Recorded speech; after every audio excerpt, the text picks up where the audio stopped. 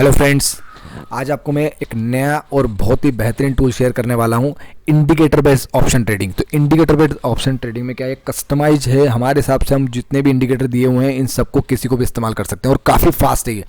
मतलब fraction of second के अंदर आपके ऑर्डर पुश हो जाएंगे और मतलब जैसे ही इंडिकेटर का सिग्नल आया तुरंत ऑर्डर पुश होंगे। ठीक है, तो आप देख सकते हैं यहाँ पर। और किसी भी हम जैसे मान लीजिए 3-4 इंडिकेटर कॉम्बिनेशन बनाना चाहते हैं वैसे कर सकते हैं। पर उससे पहले मैं आपको दिखा देता हूँ कि इस टूल को रन कैसे करेंगे आप। तो जैसे कि आपको एक 7Z ऐसी फाइल कोई आपको मिली होगी 7Z वाली। तो 7Z वाली आपको फाइल डाउनलोड की होगी आपने, और डाउनलोड करने के बाद आपको जो 7Z अनजिप से ही इसको अनजिप करना है। अगर आप विनजिप या विनरार को इस्तेमाल करेंगे तो एरर आएगी, वैसा मत करिए। और जैसे आप 7Z से अनजिप करेंगे, अनजिप करने के बाद ऐसा कुछ फोल्डर आ जाएगा। उसके बाद इसको क्लिक करेंगे, क्लिक करने के बाद यहाँ पे आएंगे तो यहाँ पे आपको इंडिकेटर स्क्रिप्ट करके एप्लीकेशन फाइल मिलेगी। इस पर जब क्लिक करेंगे तो ये फिर 2 चीज़ें पूछेगा आपसे, थोड़ा सा वेट करिएगा, टाइम लगेगा थोड़ा सा। और उसके बाद में ये आपसे क्लाइंट आईडी और आपका जो है एपीआई की पूछेगा। तो क्लाइंट आईडी अपना डाल दीजिएगा।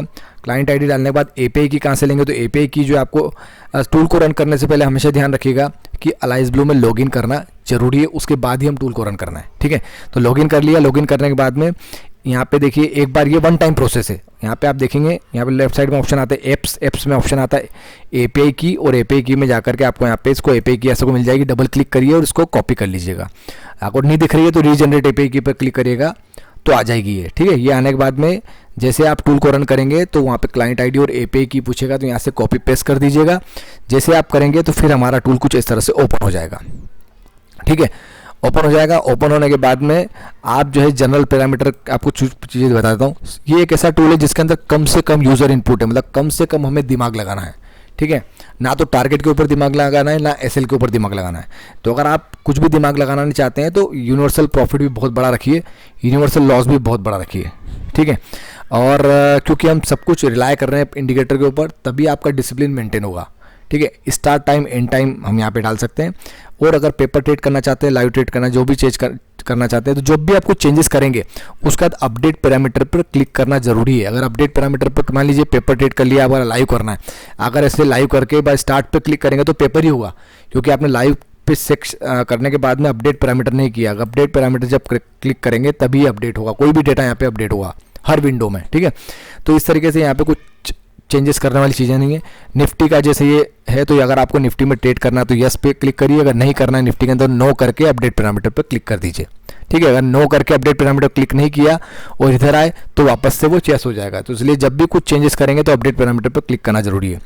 कम से कम यूज़र इनपुट है यहाँ पर, बस इतना ही ध्यान रखना है आपको। बायर हम बाय करना है कि सेल करना है, सेलिंग करना है, बाय करना, तो यूजुअली आप बाय रखिए। यहाँ पर स्ट्राइक प्राइस 0 रखिए, एटीएम पर होगा।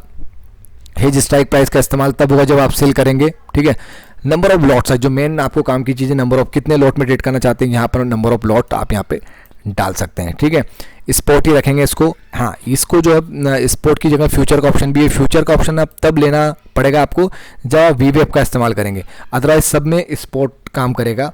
ठीक है, सब में स्पॉट काम करेगा, लेकिन अगर आप जो है वीवेब को इस्तेमाल करना चाहते हैं तो उस केस में आपको यहाँ पे फ्यूचर लेना जरूरी है, अदरवाइज आप स्पॉट पे करेंगे तो कोई दिक्कत नहीं। ठीक है, समझ गए। बाकी यहाँ पर ट्रेल स्टॉप लॉस को डिसेबल रखिए। फीचर अवेलेबल है लेकिन कोई काम का नहीं, क्योंकि कारण कि अगर आप ट्रेल करेंगे तो बार बार एसएल मतलब क्या है एसएल हिट हो जाता है, इसलिए ट्रेल को भी डिसेबल रखिए।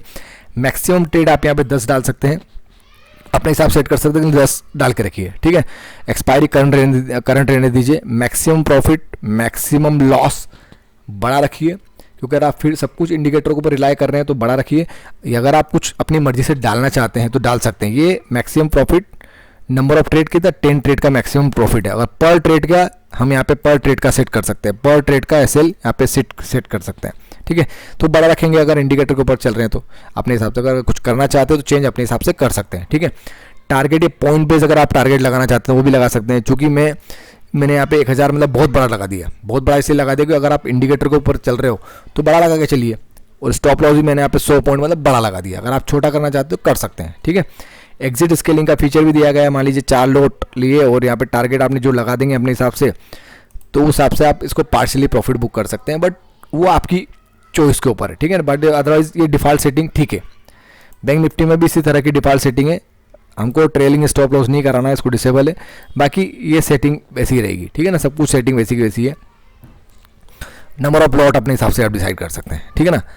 अब आ जाते हैं इंडिकेटर पे। तो इंडिकेटर में आप बहुत सारे इंडिकेटर दिए हैं।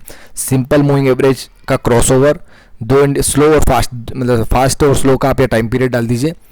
और बाकी ये तो मैंने दिया, जब फास्ट ग्रेटर देन स्लो होगा तो बाई की एंट्री हो जाएगी, जब फास्ट लेस देन स्लो होगा तो एग्जिट हो जाएगा। और जैसे ही एग्जिट होगा, मान लीजिए क्योंकि हमने बाय लिया है तो कॉल एकदम जैसे एंट्री फिक्स होगी तो कॉल बाय होगा, कॉल बाय होने के बाद जैसे ही कॉल एग्जिट होगा तो जैसे ही पुट की एंट्री हो जाएगी फिर, ठीक है। क्योंकि फास्ट लेस देन स्लो जैसे होगा तो जैसे ही एग्जिट होगा तुरंत पुट की एंट्री हो जाएगी, और इस तरह से कंटिन्यूसली ये चलता रहेगा।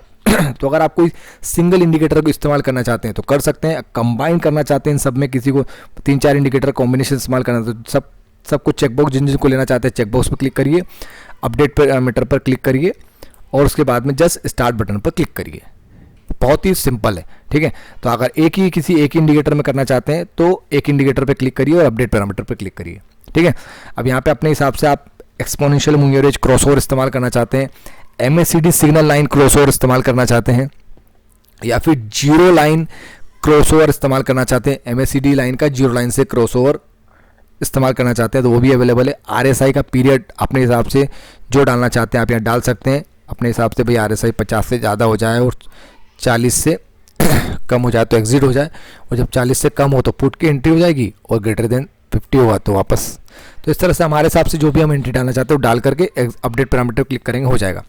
अब मेरा सिंगल मूविंग एवरेज भी है, सुपर ट्रेंड भी है, सुपर ट्रेंड की हम पैरामीटर हमारे हिसाब सेट कर सकते हैं, वीवेप भी है यहाँ पर, और पुट कॉल रेशो जो है यहाँ पर मैं आपको समझा देता हूँ, बाकी तो आप सब इंडिकेटर इस्तेमाल करते ही हैं। पुट कॉल रेशो में यहाँ पे एक चीज़ है कि चूंकि यहाँ पे ओपन इंटरेस्ट का डेटा अवेलेबल नहीं था, इसलिए ये वॉल्यूम बेस्ड PCR रेशो है।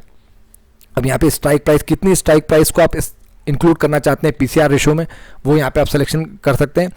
और कैंडल, कितनी कैंडल के पीरियड को इस्तेमाल करना चाहिए, जैसे कि यहाँ पे एक सबसे ऑप्शन है PCR टाइम फ्रेम। तो PCR टाइम फ्रेम मैंने मान लीजिए 3 मिनट की टाइम फ्रेम ले ली, अपडेट पैरामीटर पर क्लिक किया तो ये क्या करेगा कि 3-3 मिनट की 3 बार कैंडल चेक करेगा, मतलब 3 बार PCR रेशो निकालेगा।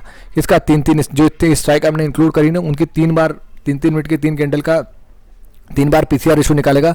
अगर वो इंक्रीजिंग ऑर्डर में है तो हमारी बाई की एंट्री होगी, और 3 बार डिक्रीजिंग ऑर्डर में है तो सेल मतलब वो एग्जिट हो जाएगा, और जैसे एग्जिट होगा तो फिर हमारी नई एंट्री पुट में हो जाएगी, ठीक है।